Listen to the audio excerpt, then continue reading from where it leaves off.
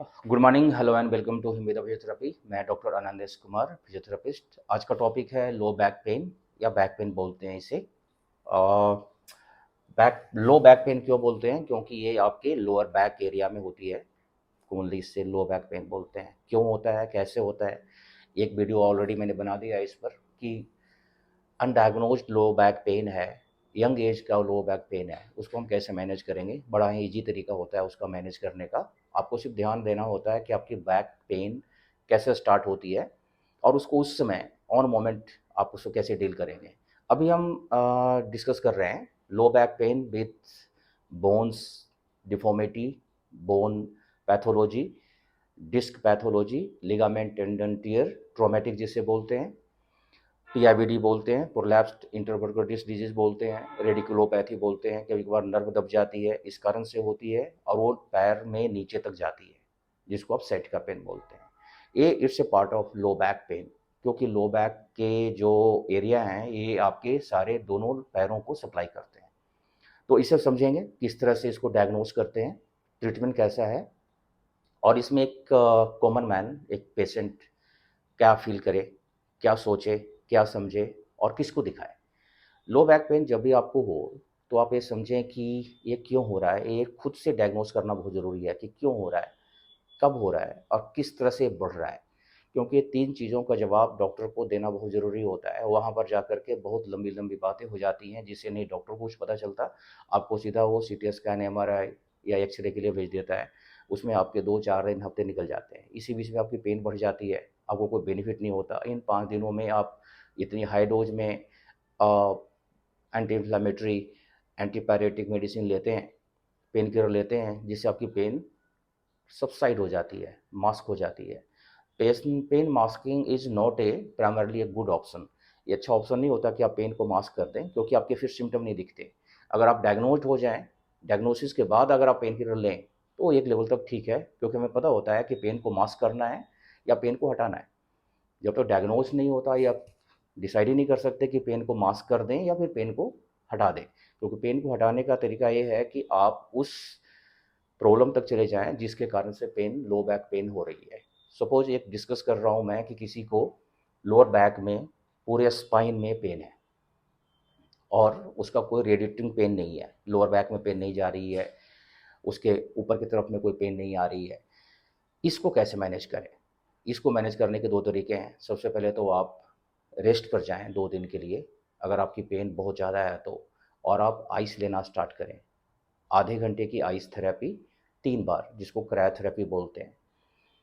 पहले दिन में ही पता चल जाएगा आपको कि इसका मुझे कितना बेनिफिट मिल रहा है। 3 दिन तक जाने की ज़रूरत नहीं पड़ती है, 3 दिन तो हम रिकमेंड करते हैं। साथ साथ में आप लोकल ऑइंटमेंट लगाएं।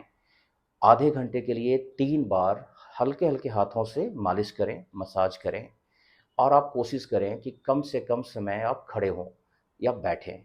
रेस्ट का मतलब होता है कि आप फ्लैट हों, ग्रेविटी आपके अगेंस्ट में काम ना करे। मतलब आपका जो कमर से ऊपर का हिस्सा है आपके ऊपर में ना आए।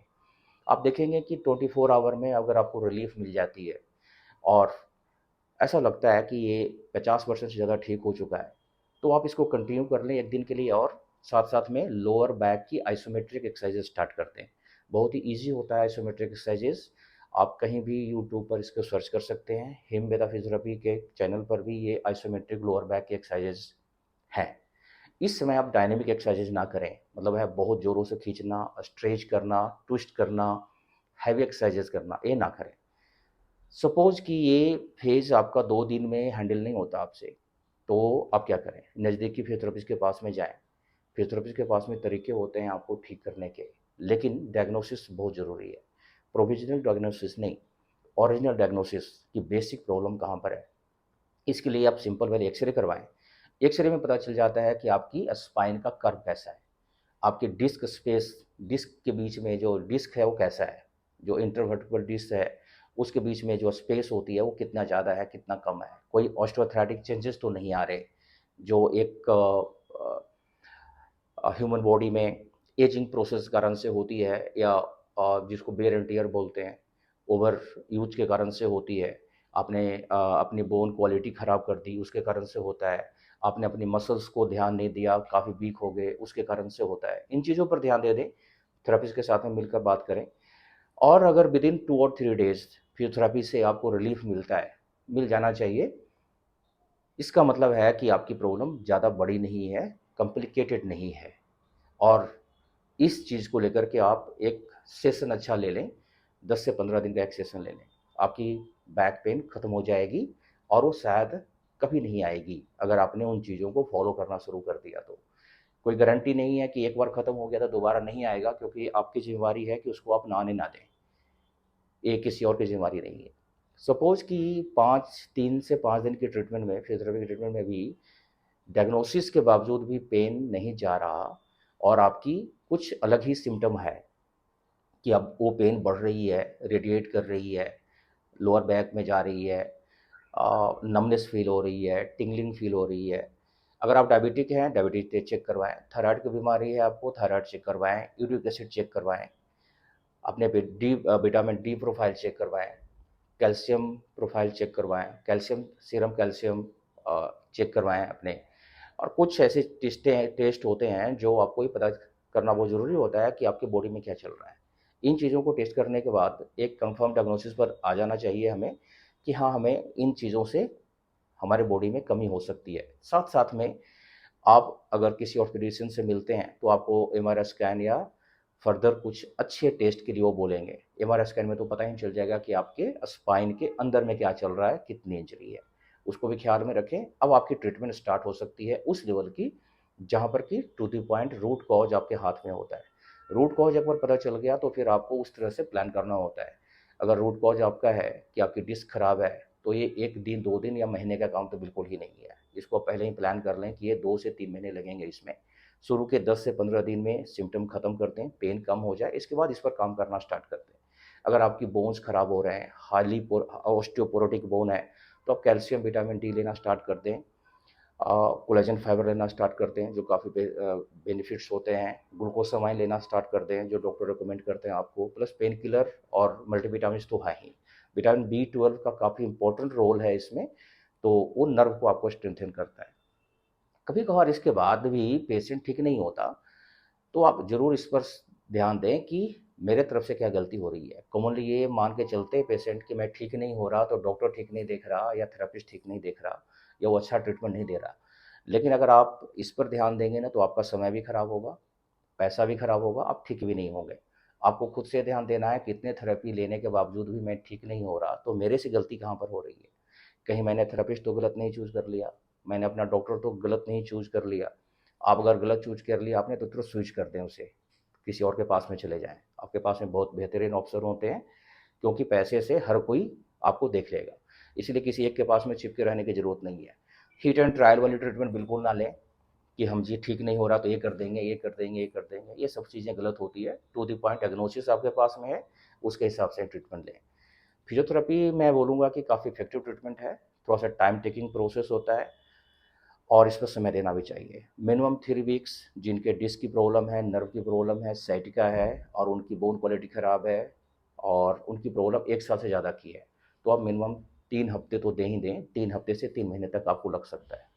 अगर आपका जॉब ऐसा है जो आपको रेस्ट भी नहीं जाने दे रहा या फिर ऐसा लगता है कि रेस्ट में जाने के बावजूद भी मुझे लंबा रेस्ट नहीं मिल रहा, तो आप इसके लिए प्लान करें और एक लंबे रेस्ट पर जाएँ, कम से कम 1 हफ्ते के रेस्ट पर जाएँ। उस बीच में आप थेरेपी लें 2 बार, 1 बार नहीं, 1 बार से कुछ नहीं होना, 2 बार लें, ताकि आपकी एक खुद की भी लर्निंग अच्छी हो जाए और थेरेपिस्ट के साथ में आपका या डॉक्टर के साथ में आपका रेपो भी अच्छी जम जाए कि हम क्या करने वाले हैं। So it is all about low back pen. बहुत बड़ी टॉपिक है। इम्पोर्टेंट चीज़ें क्या बताता हूँ आपको मैं, फिजियोथेरेपी में कभी-कभार लोग बहुत ही लंबा कर देते हैं सेशन को। बेसिक ट्रीटमेंट जो है फिजियोथेरेपी में वो है मसल स्ट्रेंथनिंग, कर्व मेंटेनेंस की, पोस्चरल केयर की। मोर ओवर पेन रिलीफ करने के लिए हम ultrasonic therapy, short wave, microwave और टेंस का यूज़ करते हैं। आज के समय में लेज़र का भी ट्रीटमेंट काफ़ी अच्छा है फिजियोथेरेपी में, इतना ही ट्रीटमेंट लें। इसके अलावा कभी-कभार टेपिंग कर सकते हैं, जो सपोर्ट के लिए होता है, पेन कम करने के लिए उसका यूज़ कर सकते हैं। ड्राई नीलिंग कर देते हैं, लेकिन ये फ्रीक्वेंटली ना करवाएँ। कपिंग थेरेपी कर देते हैं, ये फ्रीक्वेंटली ना करवाएँ। इसमें कभी-कभार क्या है, हिट एंड ट्रायल में चला जाता है, पेशेंट बेसिक ट्रीटमेंट सब हट जाते हैं और कुछ एक्सेसरी ट्रीटमेंट पे चले जाते हैं। It is all about patient concern कि वो क्या करना चाहता है। कभी कभार पेशेंट बोलता ही है कि मुझे इन चीज़ों को ना करके मुझे ड्रेनेलिन कपिंग कर दो, तो फिर अपना रिस्क अपने पास में रखें। आप फिर किसी और को ब्लेम नहीं कर सकते इसमें कि मैं ठीक नहीं हो रहा, क्योंकि आपकी डायग्नोसिस जो है उसके बेस पर ही एक क्वालिफाइड फिजियोथेरेपिस्ट या डॉक्टर ट्रीटमेंट देगा। और इम्पोर्टेंस इसमें यही है, पेशेंट के रिव्यू ज़रूरी है। थेरेपिस्ट के पास में जा रहा है तो अगर 2-4 दिन के बाद वो बंद कर दिया तो अगले 1-2 दिन में जाकर रिव्यू तो करवाएँ कम से कम, कि हाँ जी मेरा तकलीफ़ ज़्यादा ना हो करके, कम ना हो करके ज़्यादा हो गया या कम हो रहा है। अपने ऑर्थोपेडिशियन से भी मिलें, रिव्यू करवाएँ उनसे। आपको कंसल्टेंसी देकर के उनसे मिलना होता है और अपनी बात बतानी होती है। कुछ न कुछ ऐड हो गया होता है उसमें, डॉक्टर उसमें ऐड कर देते हैं। So it is manageable 100%।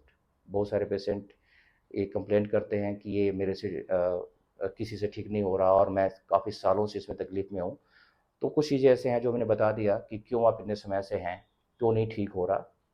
तो उस पर आप काम करें, फाइंड आउट करें कहाँ पर गलती हो रही है, किससे गलती हो रही है, अपनी गलती को प्रायोरिटी दें। किसी और की गलती को प्रायोरिटी ना दें, क्योंकि उस पर आपका कंट्रोल नहीं है।